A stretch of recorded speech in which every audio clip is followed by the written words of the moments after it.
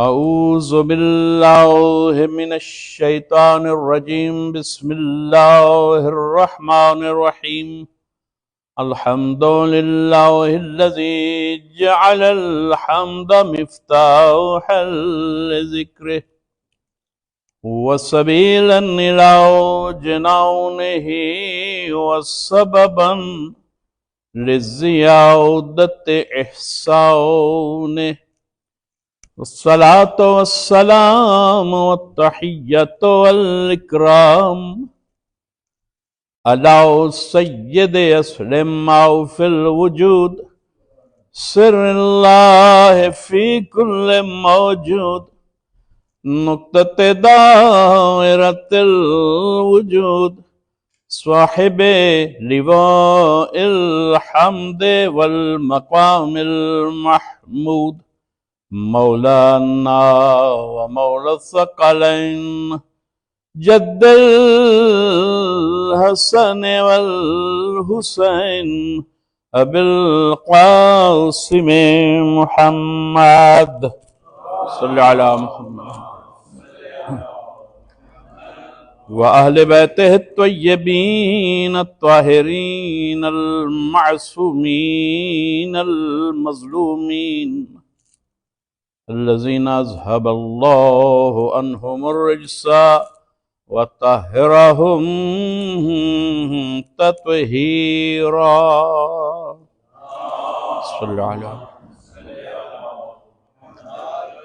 ولعنة الدائمة ولا أعدائهم أجمعين من الأولين والآخرين أما بعد فقد قال الله تبارك وتعالى في محكم كتابه المبين بسم الله الرحمن الرحيم ولو اتبع الحق أهواءهم لفسدت السماوات والأرض ومن فيهن صلوات بر محمد و آل محمد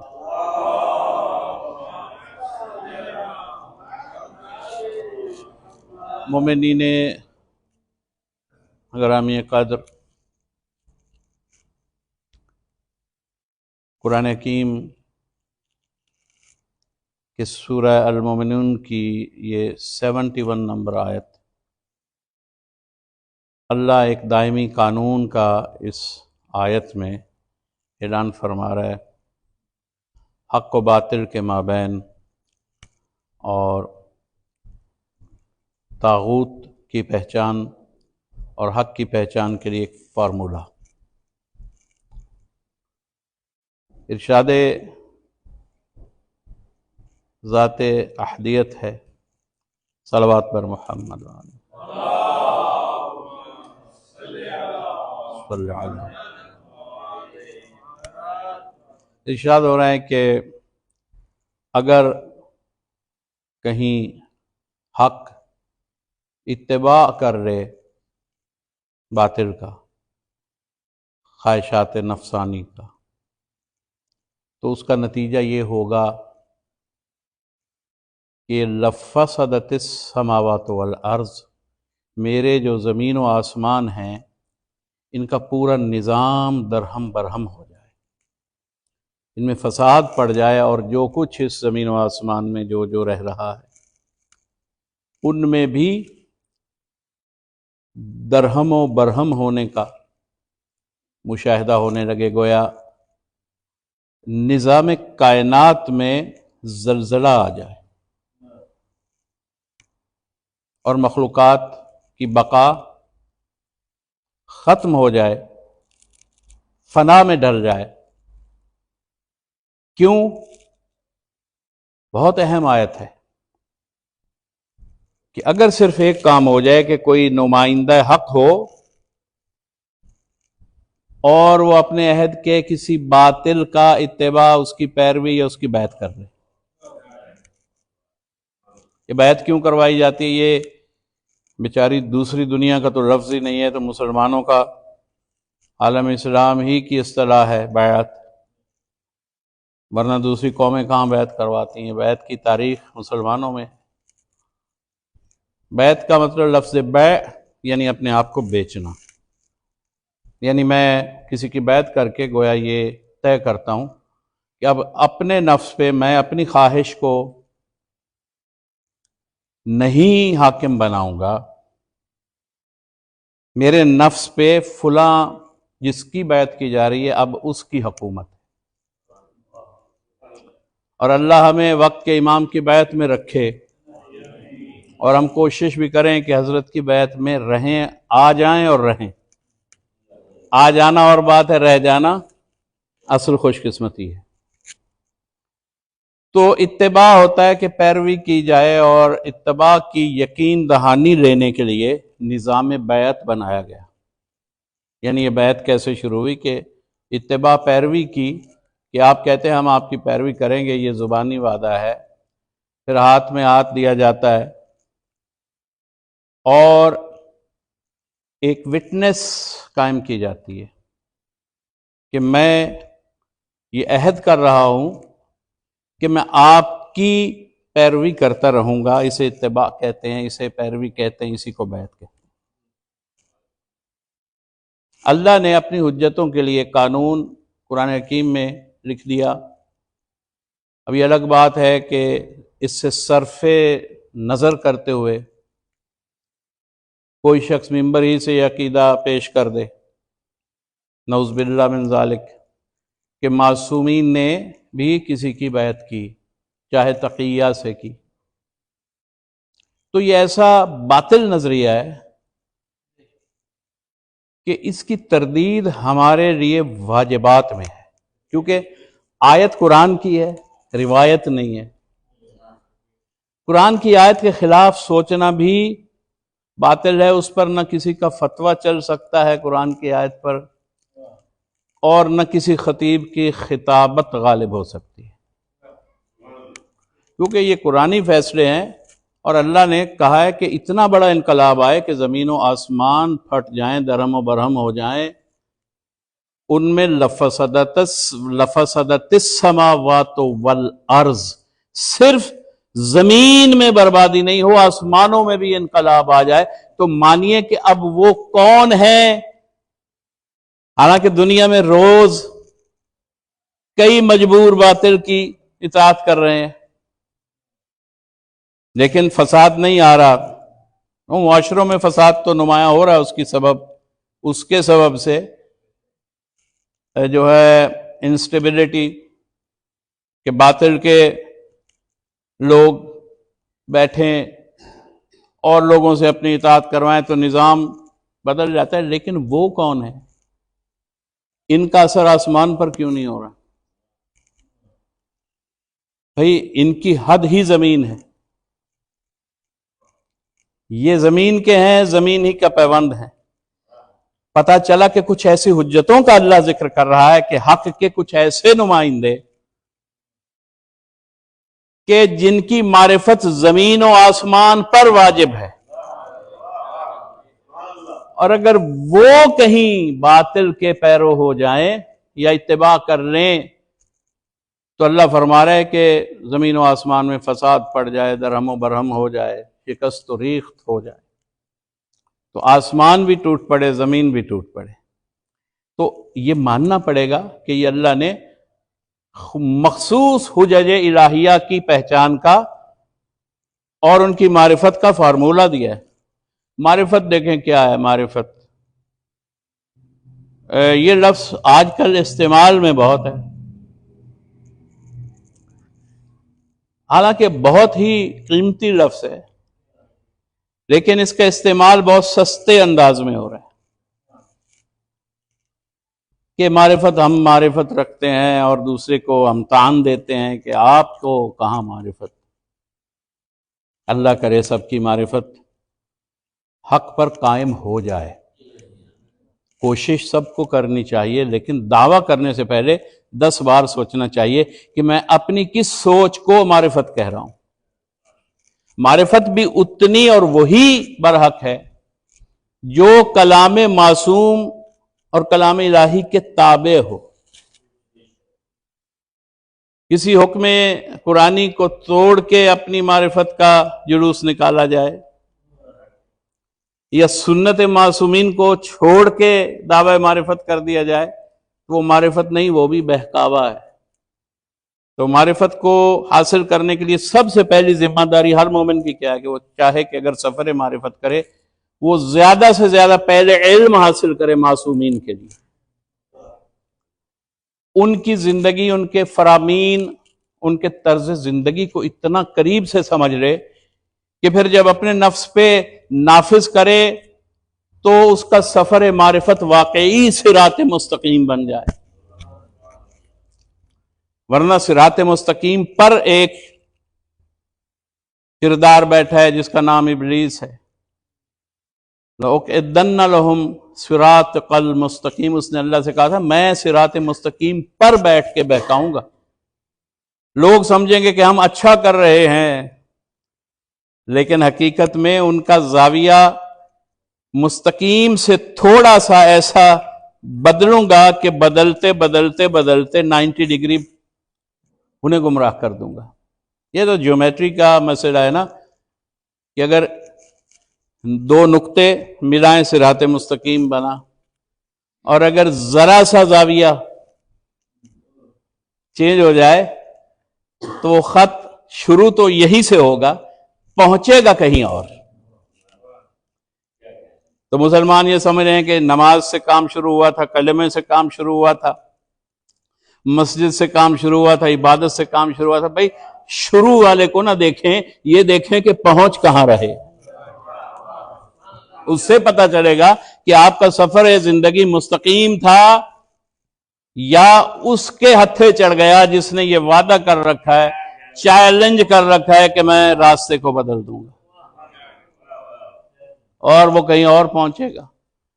تو صراط مستقیم کی پہچان کے لیے صرف خطوط ان نقطوں سے خط بنائے جو نقطے معصوم لگا کے گئے ہیں۔ ہاں، آپ خود کوئی نقطہ داخل کریں گے تو وہیں شیطان حملہ آور ہو جائے گا۔ صلوات پر محمد والے۔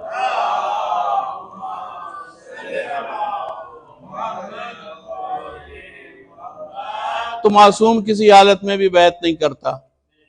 دیکھیے تقیہ، اپنی زندگی جہاں خطرے میں ہو تو اپنے ایمان کو چھپائیں۔ دیکھیے ائمہ تحرین اور خود رسول اور دوسرے انبیاء نے کچھ مقامات پہ کچھ امور میں تقیہ کیا، جیسے حضرت ابراہیم علیہ السلام نے تقیہ میں کہا جب سارے بتوں کی گردنیں توڑ دیں، اور انہوں نے کہا کہ کون ہے وہ جوان جس نے ہمارے بتوں کی گردنیں توڑ دیں، قرآن کا واقعہ ہے۔ تو انہوں نے تقیہ میں کہا کہ یہ جو تمہارا سب سے بڑا بت ہے جس کی گردن ابھی نہیں ٹوٹی، اس سے پوچھ لو۔ تو ان کی سوچ کا رخ بدلنے کے لیے حضرت نے تقیہ کیا، مگر اس بات پر تقیہ نہیں کیا کہ نمرود سے کہو کہ میں اللہ کا نبی نہیں ہوں، تو ہی میرا پیشوا ہے، ہاتھ بڑھا میں تیری بیعت کر لوں۔ کئی مقامات پہ ہر نبی کی زندگی میں ملے گا۔ امیر المومنین علیہ السلام کے سامنے سے ایک شخص گزرا، وہ کسی کو مسجد میں مار کے گزرا تھا، پیٹ میں جی ہاں جی، تو یہ پیٹ میں چھرا لگنے والے اور ہوتے ہیں، اور جو سجدوں میں سر دیتے ہیں وہ اور ہوتے ہیں۔ تو وہ بھاگا تو ظاہر ہے حضرت نہ بظاہر حمایت کرنا چاہ رہے ہیں اور نہ ہی اس کی دشمنی چاہتے ہیں۔ تو اس نے پوچھا، آنے والوں نے جو بھاگ رہے تھے پیچھے سرکاری اہلکار جو سپاہی بھاگ رہے تھے، کہ وہ کہاں گیا شخص قاتل جو تھا؟ تو حضرت نے جب اس کو دیکھا تھا تو کسی ایک دیوار کے ساتھ کھڑے تھے، لیکن حضرت اپنے علم سے جانتے تھے کہ ابھی کچھ لوگ آ کے یہ سوال کرنے والے ہیں۔ تو حضرت نے ان کے آنے سے پہلے اپنے مقام کو، دیوار کو، زاویے کو بدل لیا دوسری دیوار کے پاس، اور جب آنے والوں نے پوچھا کہ آپ نے یہاں سے، آپ کھڑے ہیں یہیں سے، وہ بھاگا ہے، آپ نے نہیں دیکھا؟ تو حضرت نے تقیہ میں یہ فرمایا کہ جب سے یہاں کھڑا ہوں میں نے اسے نہیں دیکھا۔ یہ مصلحت ہے، حکمت امام ہے۔ مگر امیر المومنین نے کبھی یہ سوچیے بھی مت یہ کہہ دیا ہو کسی باطل کے نمائندے سے کہ میں آپ کی پیشوائی کو مانتا ہوں، میں اپنے نفس کو آپ کے لیے بیچ رہا ہوں۔ جس کا نفس اللہ نے خریدا ہو، اس کا نفس اس کے پاس ہی نہیں، تو وہ جا کے کسی کی بیعت کر کیسے سکتا ہے؟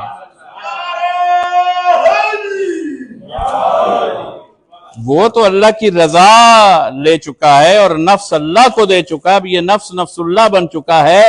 اب جس کو علی سے بیعت چاہیے وہ اللہ سے رجوع کرے،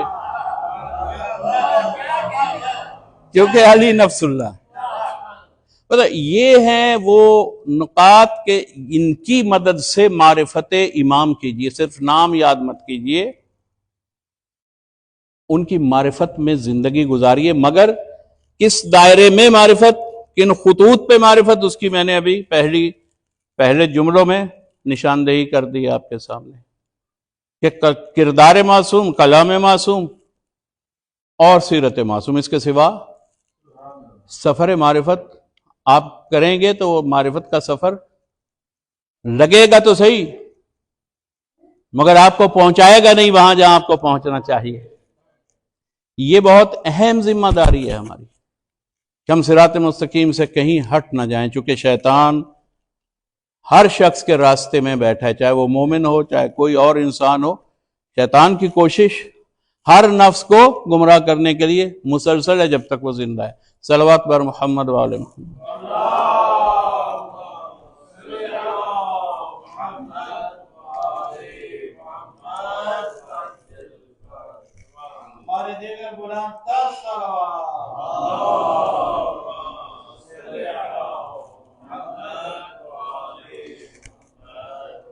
یہی آپ کے امام جن کے ہم فرش پہ بیٹھے ہیں، اور اس سے پہلے میں اس بات کو میرے ذہن میں آئی کہ مکمل کروں کہ معصوم کچھ معاملات میں تقیہ فرما سکتے ہیں، اور ان کا تقیہ بھی یہ ہے کہ کسی امر پہ خاموش رہیں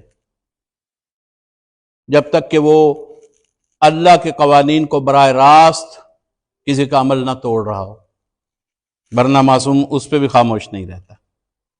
یعنی یہ کہا ہو کہ ہمارے مخالفین کے خلاف زیادہ پروپیگنڈا نہ کرو اس لیے کہ تمہاری جانیں خطرے میں پڑ جائیں گی، اسے اپنے چاہنے والوں کے لیے کہا کہ تقیہ کرو، جہاں تم کمزور ہو یا اپنی حفاظت نہیں کر سکتے وہاں تقیہ کرو۔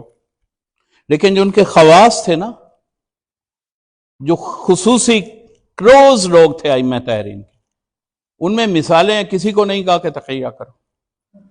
وہاں مصلحت ہوئی تو کہا تقیہ کرو، مصلحت نہ ہوئی تو کہا تقیہ نہیں کرنا۔ امام موسیٰ کاظم علیہ السلام کی زندگی میں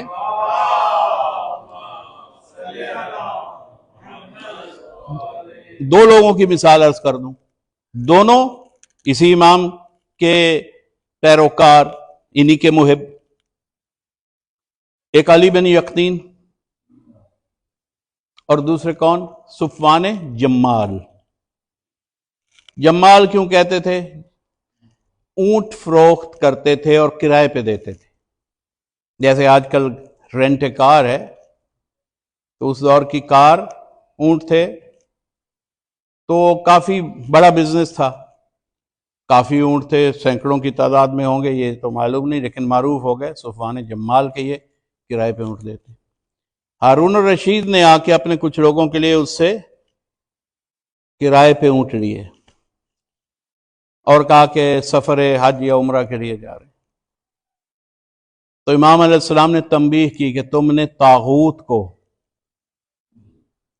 کیوں اپنے اونٹ دیے؟ یہ مصلحت امام ہے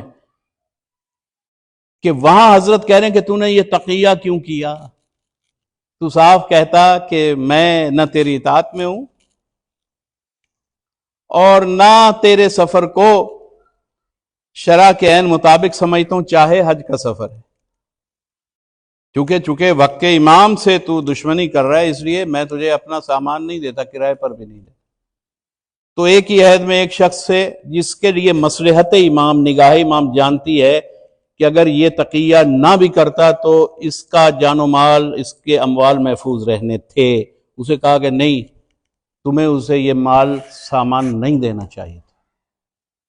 لیکن علی بن یقطین نے جب پوچھا کہ مولا یہ مجھے وزارت کی، بہت بڑی وزارت یا وزارت اعلیٰ کا عہدہ پیشکش کر رہا ہے، تو میں دشمن ہے آپ کا، ان کی لیاقت کو دیکھ کے وہ ان کو دے رہا تھا عہدہ۔ امام نے فرمایا کہ نہیں، تقیے میں رہو اور کرو، تاکہ اس کا بھی ایک مقصد تھا، ایک مصلحت تھی، اس لیے چلے جاؤ اس حکومت میں کہ اگر ہمارے چاہنے والے جو مستضعفین میں ہیں اس عہد میں، اگر وہ آئیں تو تمہارے وسیلے ان کے کام ہوتے رہیں۔ اور فرمایا کہ دیکھو، ہمارے کسی محب کو نہ ٹھکرانا، اس کا کام کرتے رہنا، تو ہماری دعائیں تمہارے ساتھ ہیں۔ اب وہی امام ایک سے کہہ رہے ہیں کہ تقیہ کریں، تو اس کا مطلب ہے کہ جو دائرہ مخصوص قریبی دائرے کے لوگ ہوتے ہیں، وہاں حضرت شخصاً اپنا اپنا حکم دیتے ہیں۔ ابو ذر سے نہیں کہا امیر المومنین نے، وہ ربضہ میں چلے گئے۔ سلمان سے کہا کہ کر لو، اس لیے کہ جانتے ہیں کہ چاہتے ہیں کہ سلمان کو اس عمر میں کوئی اذیت نہ پہنچائے۔ اب یہ معصوم کا حکم ہے، آپ دیکھیں نا کہ یہ تقیہ یوں نہیں ہے کہ آپ جب چاہیں تقیہ کی طرح بغل سے نکالیں اور دوسری بغل میں رکھ لیں۔ معصوم ایسی باتوں میں لوگوں سے تو تقیہ کا کہہ سکتے ہیں، لیکن اپنے حجت خدا ہونے پر تقیہ نہیں کرتے، کیونکہ اللہ نے انہیں پورے اعتماد سے ہادی بنا کر بھیجا ہے۔ اگر وہی کہیں نہیں ہم نہیں، آپ ہیں، تو پھر اللہ کے اعتماد کا آپ کیا مقام سمجھیں گے، اور اعتبار خدا کہاں جائے گا اگر یہ ہستیاں بھی، بھائی آپ ان کے لیے کہتے ہیں، ان کے تو چاہنے والے اس معیار پہ ہیں کہ طاغوت کے سامنے جن کی گردنیں اڑائی جا رہی ہیں، جن کی جانوں کو خطرہ ہے، اور جو ان کے خاص ہیں، وہ تقیہ نہیں کر رہے۔ اگر آپ کہیں کہ فلاں امام نے یہ کیا وہ کیا، نہیں، تو پھر ائمہ سے تو میثم تمار کا کردار بڑھ جائے گا۔ تو پھر کیا آپ میثم تمار کی جرأت ایمانی بلند ہے یا امام معصوم کی جرأت ایمانی بلند؟ بھائی یہ اللہ کا اعتبار ہے اور میثم علی کا اعتبار ہے، تو علی کا اعتبار اگر اتنا ثابت قدم ہے تو اللہ کے اعتبار میں لغزش کیسے آ سکتی ہے؟ یہ ہے معرفت، یہ حاصل کر لیں کہ آپ کے امام کا مقام کیا ہے، اور وہ اللہ کی کس قربت پہ ہیں، اور زمانے کے حوادث اور مصائب انہیں متزلزل نہیں کر سکتے۔ جو امام سجاد دربار میں کہہ رہے ہیں کہ قتل ہونا ہماری عادت ہے، ہاں جی، اور شہادت ہماری سعادت ہے۔ ممکن کیسے ہے کہ جب تلوار سر پہ تھی، گردن پہ تھی، اس وقت تو آپ فرمائیں کہ تو چاہے قتل کر دے، قتل ہونا ہماری عادت ہے، اور بعد میں کہیں مکہ یا مدینہ میں کوئی اور شیطان آئے اور وہاں امام کہیں کہ ہاں خطرہ جان کی وجہ سے بیعت کو قبول کرتا ہوں، یہ سب جھوٹ ہے۔ عقل کے ساتھ روایت پڑھنی چاہیے، صرف پڑھنے کا اور بیان کرنے کا شوق کافی نہیں، پہلے تولیں پھر بولیں۔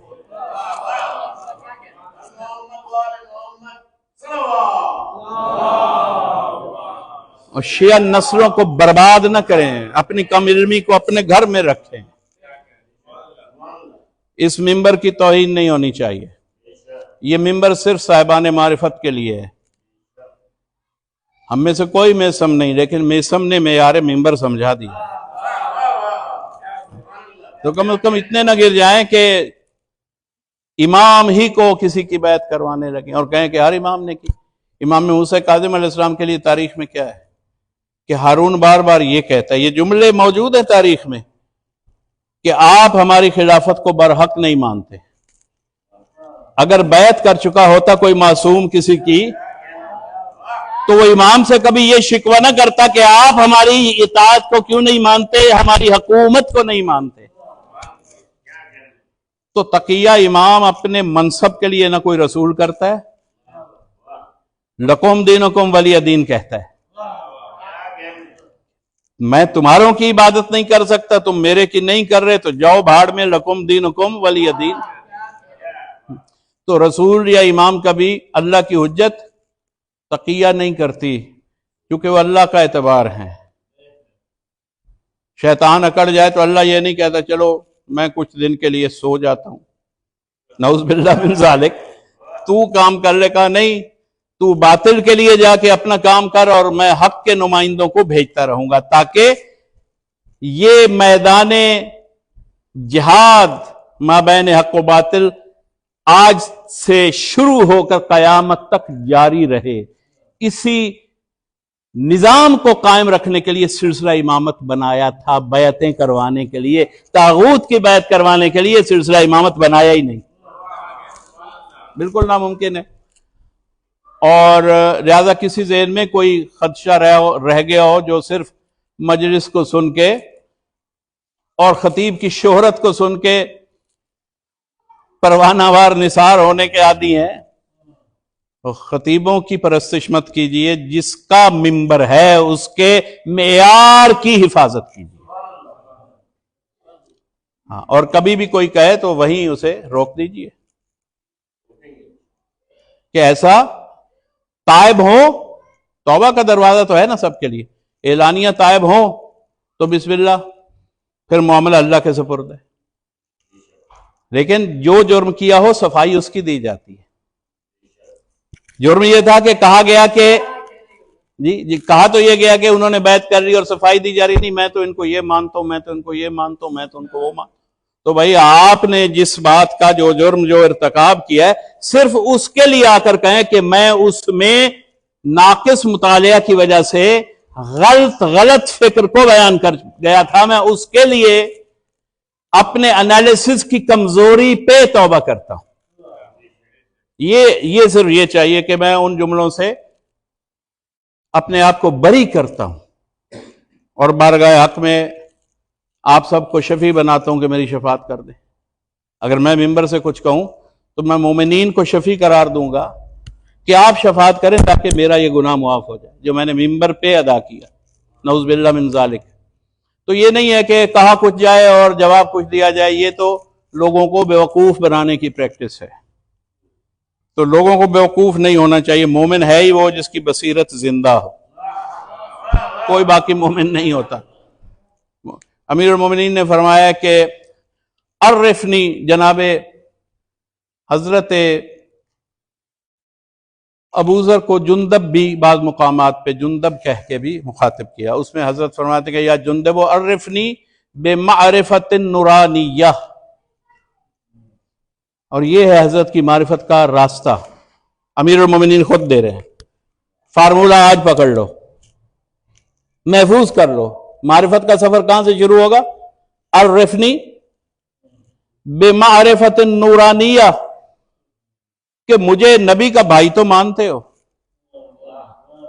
مجھے داماد پیغمبر تو مانتے ہو، مجھے فاتح خیبر تو مانتے ہو، مجھے بستر رسول پہ سونے والا تو مانتے ہو، مجھے صاحب لوائے رسول تو مانتے ہو، مجھے غدیر والا مولا تو مانتے ہو، لیکن یہ میری ظاہری زندگی کے فضائل ہیں، ان کو میری معرفت نہیں کہتے۔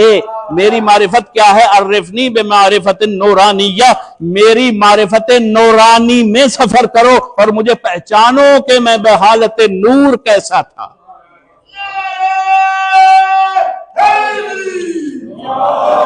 اور اس نور کا جو ظہور ہوا دنیا میں، تو پھر اس نور کی بارگاہ میں کس انداز سے آنا چاہیے اور اس کے کردار کو کس معیار پہ پہچاننا چاہیے کہ یہ اللہ کی بارگاہ میں ان کے کیا مقامات ہیں، جن کے ناموں کے واسطے دے کر آدم جیسا ابو البشر مسجود ملائک بھی اپنی توبہ قبول کروائے۔ اب جو آدم کا صحیح بچہ ہے وہ باپ کی سنت نہ بھولے، اپنے گناہوں کی مغفرت کے لیے انہی ناموں کا واسطہ دے۔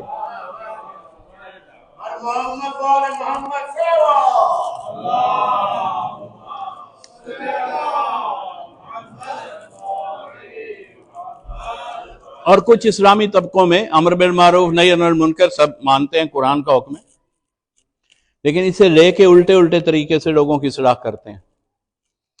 یعنی شہید مطہری نے یہ لکھا ہے کہ اسلام میں سب سے زیادہ غلط فائدہ جو اٹھایا گیا وہ لفظ امر بالمعروف اور نہی عن المنکر سے، کیونکہ ان کو اسلوب نہیں آتا، ان کو وہ حکمت معلوم ہی نہیں کہ امر معروف کیا کیسے جاتا ہے. یعنی دو لفظ کافی نہیں، اس کی امپلیمنٹیشن کیسے کرنی ہے. امر بالمعروف امام حسن مجتبی اور امام حسین علیہ السلام نے ایک بزرگ عمر کے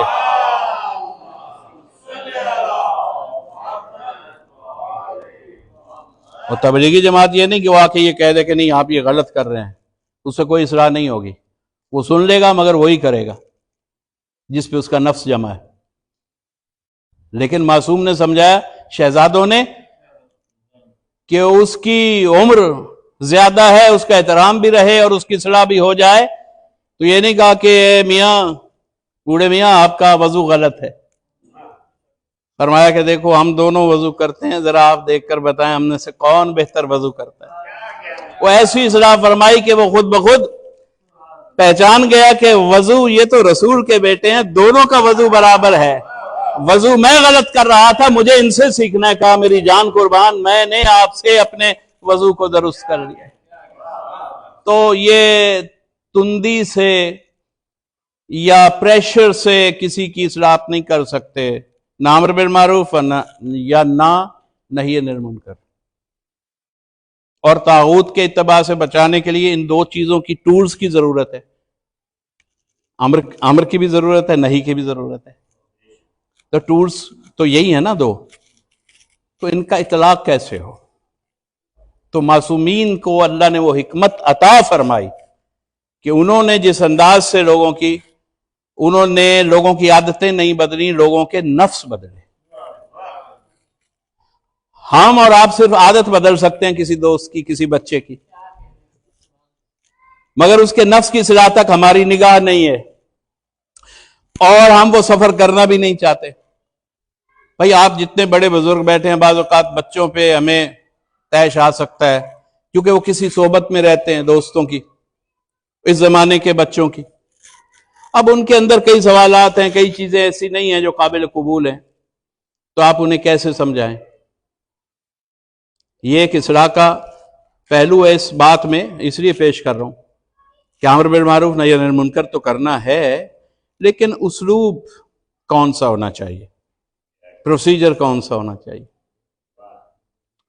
تو اس کے لیے میں ایک واقعہ پیش کرتا ہوں، اور امیر المومنین ہی کا واقعہ، کہ آپ اس کی سوچ کو کیسے بدلیں. آپ کہیں نہیں یہ غلط ہے، یہ مت کیا کرو، وہ احتراماً رک جائے گا، خاموش ہو جائے گا، لیکن جب بھی اسے موقع ملے گا وہی کرے گا. تو آپ اس کی فطرت کو کیسے بدلیں گے؟ اچھا، آپ کیوں ایک خاص روحانی اور معرفت کا عرفانی درجہ پا چکے ہیں نا آپ سب، کیونکہ آپ بڑی عمر کے لوگ ہیں، آپ نے زندگی گزاری ہے روحانی لوگوں کے ساتھ، آپ نے طرح طرح کے علماء کی صحبتیں بھی حاصل کی ہیں، آپ پاکستان و ہند کے جلوسوں میں پیدل دھوپ میں چلے ہیں، آپ کو حسین کے جلوس میں چلنا ہی حسین کی معرفت سمجھا دیتا ہے. یہاں کمفرٹیبل ماحول ہے، یہاں کا جوان، اس نے نہ وہ دیکھا، نہ وہ سمجھا، نہ وہ کسی روحانی شخصیت کی بارگاہ میں رہا، نہ کوئی تربیت ہوئی. اب اسے کیسے آپ ٹرانسفر کریں کوئی بھی بات جو آپ امر و نہی کے حوالہ سے ٹرانسفر کرنا چاہتے ہیں کہ وہ اس کو سمجھ جائے. تو دیکھیں اس کے لیے ایک واقعہ ہمیں ملتا ہے جو میں ابھی پیش کروں گا، کہ امیر المومنین علیہ السلام علی ابن ابی طالب آپ کے مولا ایک گلی سے گزر رہے ہیں. درود پڑھ لیجئے محمد.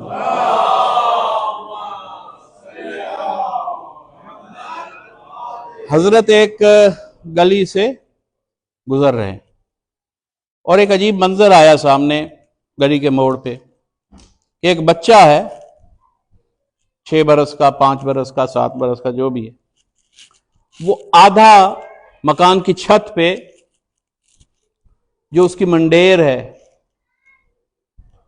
ہمارے گھروں کی منڈیریں ہوتی ہیں وہاں پہ، یہاں تو تکونی چھت ہے اور کئی مقامات پہ دنیا میں اب بھی منڈیر والے گھر ہیں. اچھا وہ اس دور کا گھر اور کافی ہائٹ تھی، وہ منڈیر پہ آدھا لٹکا ہوا ہے. ماں باپ بھاگ کے گلی میں پہنچے ہیں کہ انہیں خدشہ ہے کہ یہ گر جائے گا، اس کا بیلنس نہیں رہے گا. اب وہ پریشان کھڑے ہیں، اسے کہہ رہے ہیں کہ ایسا نہ کرو ویسا نہ کرو، اسے کوئی سمجھ نہیں آ رہی، اس کی حرکت میں اضافہ ہو رہا ہے. اب یہ سوچتے ہیں کہ اگر ہم پیچھے سے جاتے ہیں تو وہ اور آگے بڑھے گا. بچے کی کیا فطرت ہے، آپ پیچھے سے بھاگیں پکڑنے کے لیے تو وہ تھوڑا اور آگے بھاگتا ہے. تو انہیں یہی ڈر ہے کہ ہم جائیں گے تو ہم بچانے کے لیے پکڑنے کے لیے جائیں گے، وہ اسے یہ اندازہ نہیں کہ کیا ہونے والا ہے، وہ اور آگے بڑھے گا اور گر جائے گا اور اس کی جان چلی جائے گی. امیر المومنین نے یہ منظر دیکھا، حضرت نے کہا دیکھو رک جاؤ، اس بچے کو اس حادثے سے بچانے کا یہ طریقہ ہی نہیں ہے. جس طریقے سے آپ نے لوگوں نے عرض کیا مولا امیر المومنین فرمائے کیا طریقہ؟ حضرت نے فرمایا کہ تم ایسا کرو، اس کے پیچھے تم نہ جاؤ، تم یہاں کھڑے رہو، کوشش کرو کہ اگر نیچے گرتا ہے تو اسے سنبھال لو، لیکن اس کو واپس چھت پہ واپس بلانے کے لیے، منڈیر سے اتارنے کے لیے اس کی عمر کے بچے بھیجو. جب یہ اپنی عمر کے بچوں کو دیکھے گا تو خود بخود منڈیر کو بھول کے ان کی طرف بڑھے گا، تمہیں دیکھ کر دیوار کی طرف دوڑے گا، انہیں دیکھ کر ان کی طرف واپس آئے گا. تو امام نے یہ مشورہ دیا اور ایسا ہی ہوا، بچے بھیجے گئے، وہ بچہ اپنے مقام سے اتر آیا اور مشغول ہو گیا بچوں کے ساتھ. اب اس پیغام سے ہمیں ملا کیا؟ یہ بظاہر حضرت نے کہا کہ یہ بچہ ہے نا تو اس کی عمر کے بھیجو. اس کی عمر سے مراد ہے کہ جس سطح کی عقل اس کی ہے اس سطح کے لوگ بھیجو جن میں یہ دلچسپی محسوس کرے اور اپنی سطح کے افراد سے قائل ہو جائے. بڑی سطح کے افراد سے یہ بچہ اس کا دماغ قائل نہیں ہوگا. تو اس کا مطلب یہ ہوا کہ امام نے قیامت تک کلیہ دیا، جس کی بھی اصلاح کرنا چاہتے ہو پہلے اس کی سطح کو پہچانو، اس سطح پہ جاؤ، دیکھو کہ اس کو یہ گمراہی کس سطح سے چھیڑ رہی ہے اور وہاں سے جا کے اس کی اصلاح شروع کرو. تو آپ چاہے جس عمر میں بھی ہیں، اگر آپ اس سے اس کی سطح میں اس کے لیول میں جا کے گفتگو کریں گے تو اس کی اصلاح ہو جائے گی. صلوات پر محمد وعلیہ.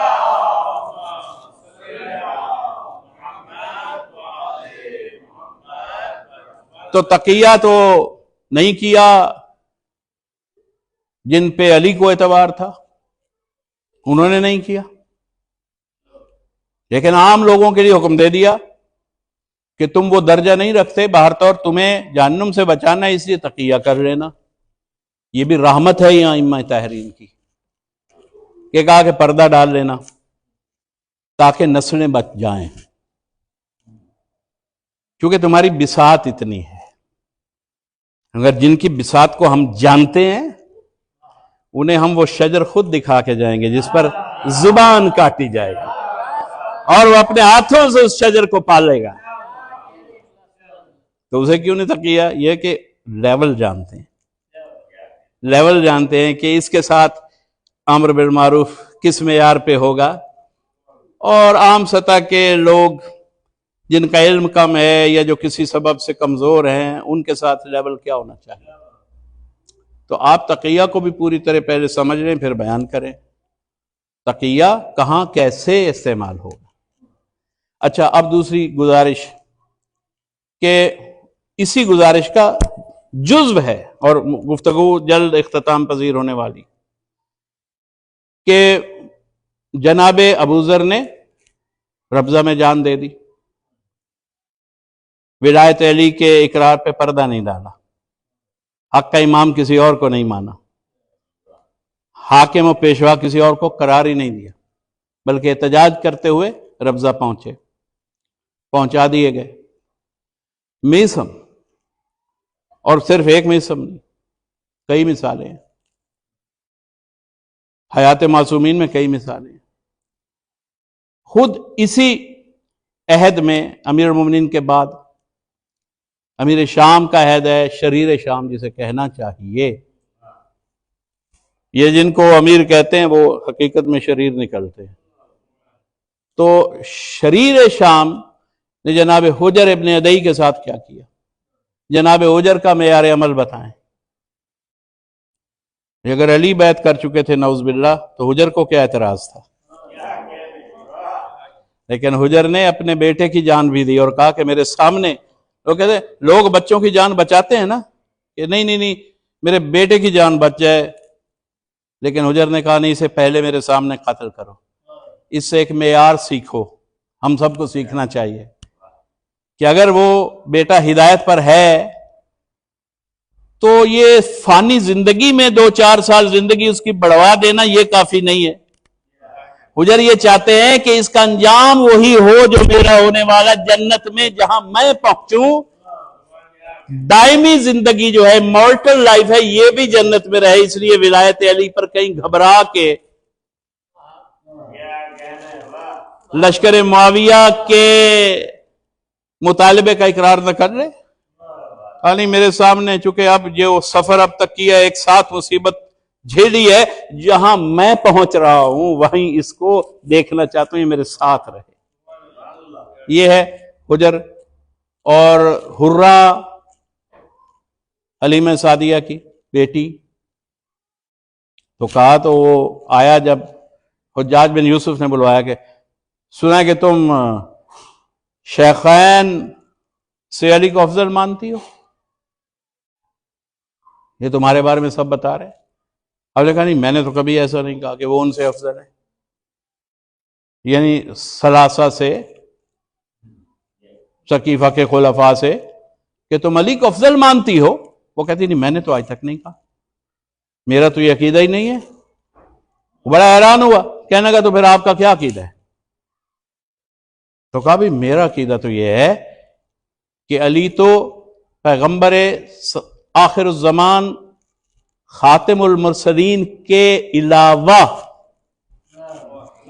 آدم سے لے کے عیسیٰ تک انبیاء سے افضل ہیں۔ مقابلہ معصوم کا معصوم سے ہوتا ہے، خطا کار سے نہیں ہوتا۔ یہ تو ان سے افضل ہے۔ تو اس نے کہا اچھا، تیری گردن ابھی اڑا دینی چاہیے، اتنی بڑی بات تو نے کہہ دی، کیا تیرے پاس تیرے دعویٰ کے دلائل ہیں؟ اس نے کہا کہاں سے؟ اس نے کہا دو، جہاں سے دو۔ کہا اچھا لے، پھر قرآن سے آیتیں لے۔ پھر ایک ایک نبی کا ذکر کیا۔ اب اتنا وقت نہیں کہ وہ سارا مناظرہ پڑھوں، ایک ایک نبی کا، آدم کا، نوح کا، ابراہیم کا، عیسیٰ و موسیٰ کا ذکر کیا اور کہا ان کا عمل یہ تھا، علی کا عمل یہاں ثابت ہے، قرآن میں ثابت ہے کہ علی نے یہ کیا، انہوں نے یہ کیا۔ یہ تمام دلائل ہیں کہ علی کا مرتبہ ان سے بلند ہے۔ اور پھر آخر میں ایک بات کی، کیا تجھ تک یہ، اے حجاج، تجھ تک یہ حدیث رسول جو بہت معروف ہے نہیں پہنچی کہ من اراد ان ينظر الى آدم فی علمہ وَإِلَى نُوحٍ فی حلمہ وَإِلَى ابراہیم فی خلتہ وَإِلَى داؤد فی جرأتہ وَإِلَى موسیٰ فی ہیبتہ وَإِلَى عیسیٰ فی زہدہ وَإِلَى محمد رسول اللہ فی خلقہ وکمالہ فَلْيَنظُرْ إِلَى وَجْهِ علی ابن ابی طالب، کہ اگر کوئی یہ چاہے کہ وہ آدم کو بھی دیکھے، موسیٰ کو بھی دیکھے، ابراہیم کو بھی دیکھے، تو اسے ضرورت نہیں کہ الگ الگ جا کر دیکھے انہیں، وہ آئے اور میرے بھائی علی کو ایک بار دیکھ لے، سارے انبیاء کی زیارت اور سارے فضائل ایک ذات میں مل جائیں گے۔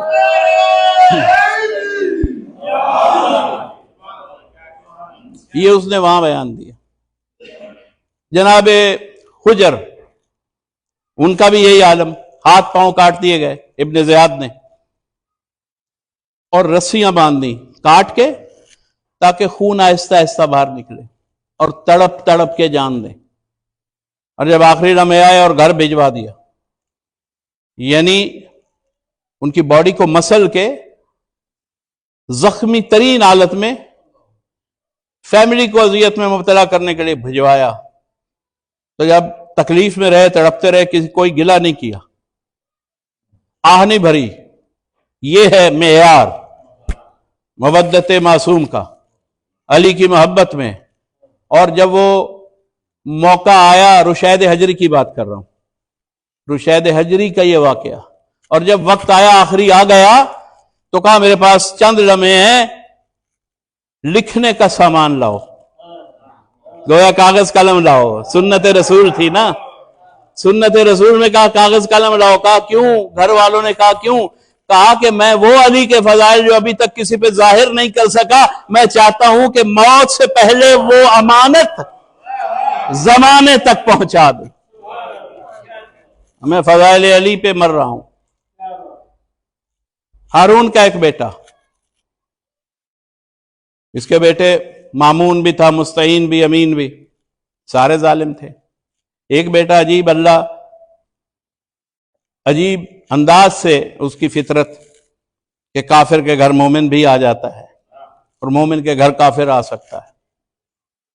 اللہ اس نوبت سے بچائے کہ مومن کے گھر کافر یا منافق آئے۔ تو یہ سن لیں اگر 2 منٹ ہیں، اور یہ اس کا تعلق ہے امام موسیٰ کاظم علیہ السلام کی حیات سے۔ زبیدہ کی جو محبت میں تھی معصومین کی، مومنہ تھی، ہارون کی بیوی، ایک تو اس کا اثر تھا قاسم ابن ہارون، ان کا نام قاسم، یہ شہید مطہری نے ان کا ذکر کیا کہ یہ شیعہ علی ہو گئے، امام موسیٰ کاظم علیہ السلام کی صحبت ملتی رہی، ان کا نفس بدل گیا۔ تو یہ کیا کرتے تھے کہ سارا دن رات مسجد میں جا کے بیٹھے رہتے تھے، عبادات میں، روزے میں، اور بالکل سادہ لباس، سادہ خوراک، باپ بادشاہ ہے، بھائی کر و فر سے رہ رہے ہیں سارے۔ تو یحییٰ برمکی نے آ کے کہا کہ یہ ذلت ہو رہی ہے آپ کی کہ آپ کا بیٹا ہے، شہزادہ ہے وہ بھی، اور اس نے اپنے آپ کو فقیر جوگی بنایا ہوا ہے۔ تو کہا اچھا، بلوایا، کہا کہ ہو سکتا ہے تمہارے دل میں شکایت ہو، میں نے تمہارے بھائیوں کو بڑی بڑی گورنریاں دی ہیں، عہدے دیے ہیں، تمہیں ابھی تک کوئی عہدہ نہیں دیا، تو لو یہ اپنی روش چھوڑو، اور تم بادشاہ کے بیٹے ہو اور وقت کے عظیم خلیفہ کے فرزند ہو، ایسی باتیں کی تو تمہیں ہمارے معیار پہ زندگی بسر کرنی چاہیے، اور تمہارے دل میں شاید شکایت ہے اس لیے احتجاجاً ایسی زندگی گزار رہے ہو، بس آؤ کاغذ قلم منگوا کے کہتا ہے یہ دیکھو میں نے ابھی لکھ دیا، مصر کی حکومت تمہارے حوالے، جاؤ اور آزادی سے مصر پہ حکومت کرو، حتیٰ کہ وہاں کا جو ٹیکس ہے میں تم سے وہ بھی نہیں مانگوں گا، جیسے چاہو صرف کرو، جتنی شادیاں کرو، جیسے رہو۔ اچھا سنا، سارے دربار کے سامنے مصر کی حکومت کا حکم نامہ دیا، اور مصر بہت بڑی ریاست تھی۔ جب باپ نے لکھ لیا، ہاتھوں میں دیا، دیکھا، مروڑ دیا، واپس کر دیا، کہا کہ جب سے میں علی کی محبت میں آیا ہوں اور امام موسیٰ کاظم کی معرفت حاصل کر چکا ہوں، مجھے اس دنیا کا کر و فر چاہیے ہی نہیں، میں آپ کی اس حکومت کو ٹھکراتا ہوں جس میں مجبور لوگوں کے حقوق پہ غصب سے اقتدار کیا جاتا ہے، میں اسے قبول نہیں کرتا۔ وہاں سے نکلا، خیال آیا، اب اس نے فوراً، بیٹا تھا نا، قتل کو حکم نے دیا، نیا منصوبہ سوچ رہا ہوگا، اس نے سوچا اب یہ میرے پیش پڑ جائے گا، بغداد کو چھوڑا، بصرہ میں جا کے چھپ گئے اور مزدوری کرنے لگے۔ قاسم ابن ہارون مزدوری کی، اور اس سے زندگی، دیواریں بنا رہے ہیں، دوسری جگہوں پہ جا کے جو بھی کام ملتا ہے، تھکے ہارے آتے ہیں، بڑی ہی تکلیف والی زندگی۔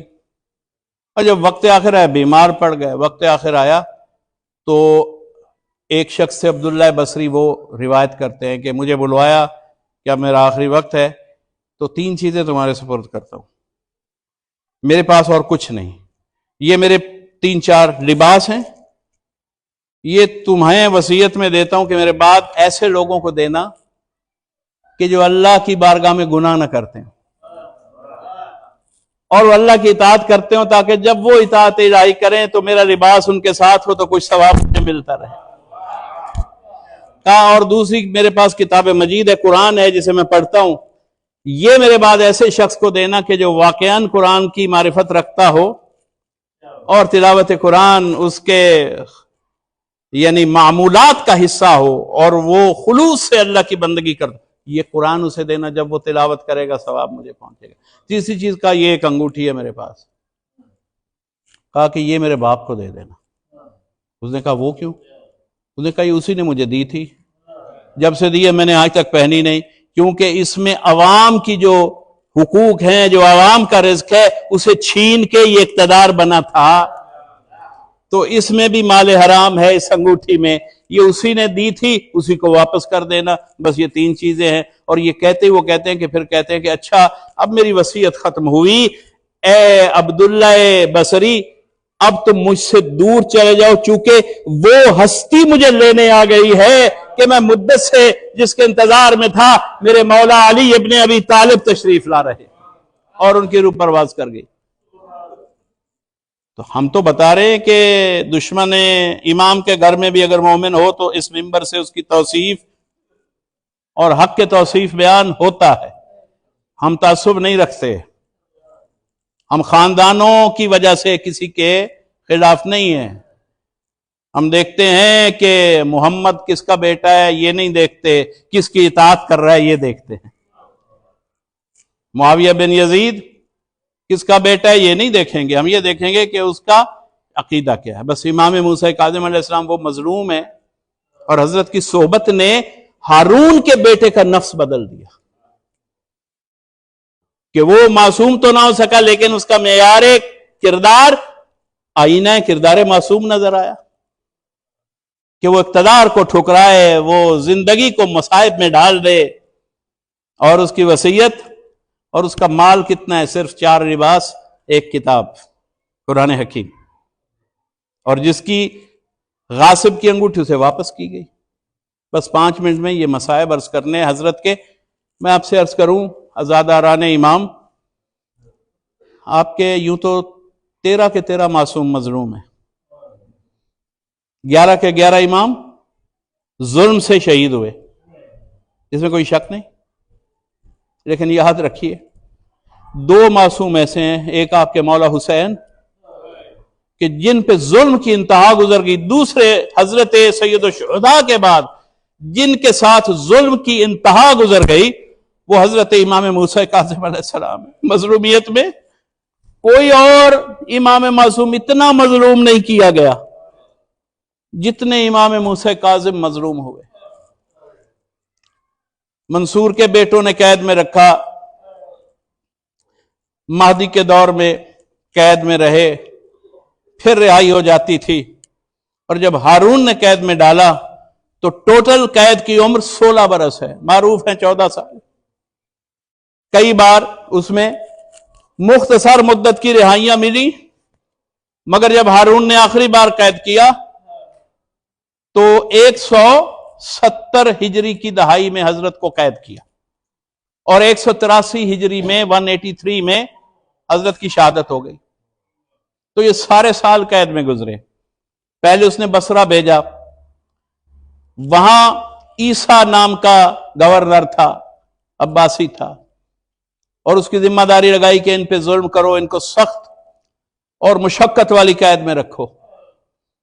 اس نے تعمیر کرنے کے لیے امام کو قید میں ڈالا، اور جب کئی برس ہو گئے تو اس نے ہارون کو خط لکھا کہ میں یا تو انہیں آزاد کر کے مدینے بھیج دوں گا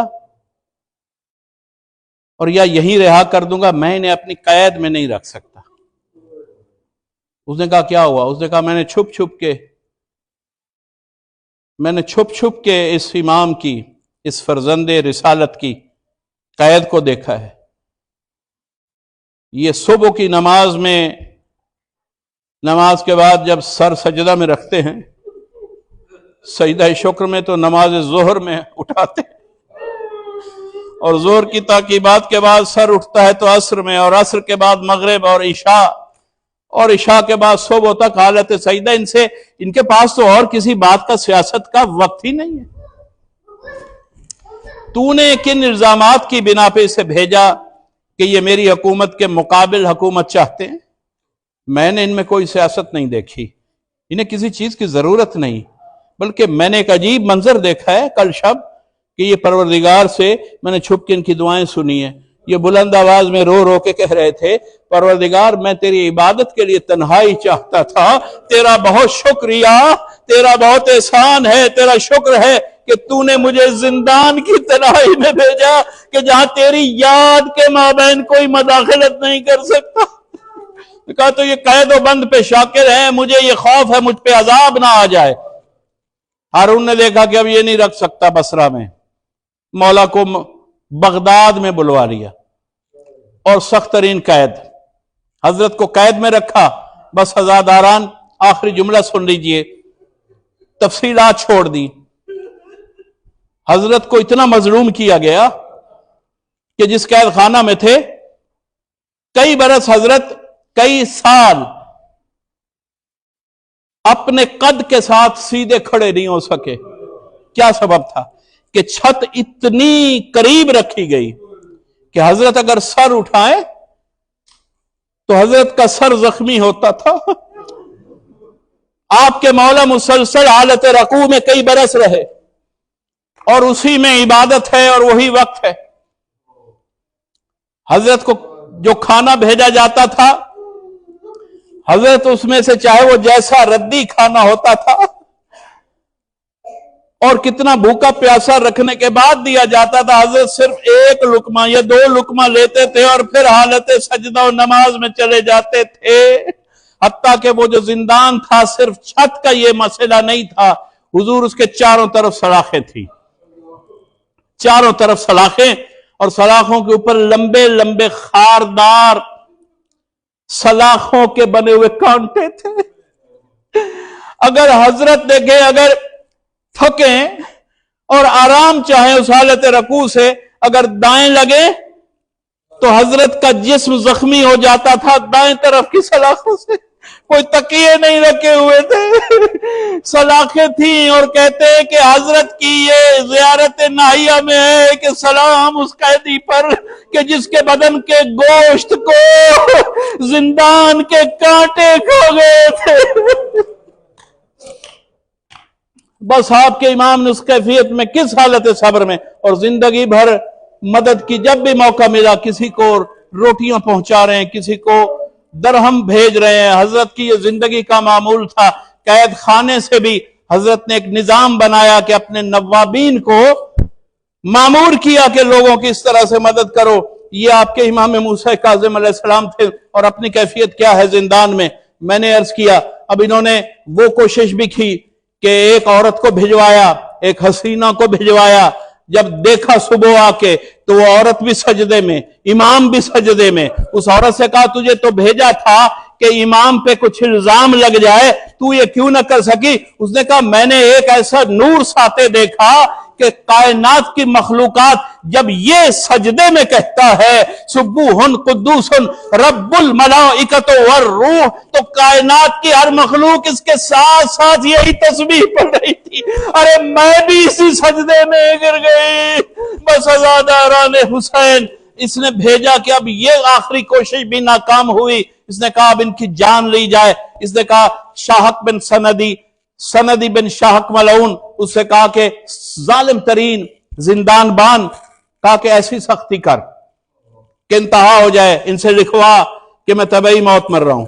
حضرت نے کہا میں جھوٹ نہیں بول سکتا، تم نے مجھے زہر دی ہے، میں زہر سے مر رہا ہوں، میں امام وقت ہوں، حجت کبھی جھوٹ نہیں بول سکتی، میں یہ کیسے لکھ دوں؟ اس نے کہا اچھا تو پھر تیار ہو جاؤ۔ حضرت کو نکالا، 4 کیل منگوائے، ہتھوڑا منگوایا۔ اس نے عزادارو آپ کے امام کا بدن پہلے چونکہ زہر کے سبب حضرت کروٹیں بدلتے تھے، اور وہ جو زندان کی سلاخیں تھی اور وہ جو کانٹے تھے حضرت کا گوشت نوچ رہے تھے، پورا جسم زخمی ہو چکا تھا۔ اس حالت میں امام کو باہر نکالا اور کیل کو اس نے حضرت کے ماتھے پہ رکھا اور ہتھوڑے کو اٹھایا، کہا کہ دیکھو یہ کروں گا۔ حضرت نے کہا تو ظلم کی انتہا کر، میں انتہائی صبر دکھاؤں گا۔ جب وہ کیل اس نے ٹھونکنا شروع کیا، امام موسیٰ کاظم نے رخ کیا۔ اس وقت بھی آپ کے امام نے اپنی مظلومیت کو یاد نہیں کیا۔ السلام علیکہ یا ابا عبداللہ۔ مولا کو ماتم مظلوم اسیر بغداد.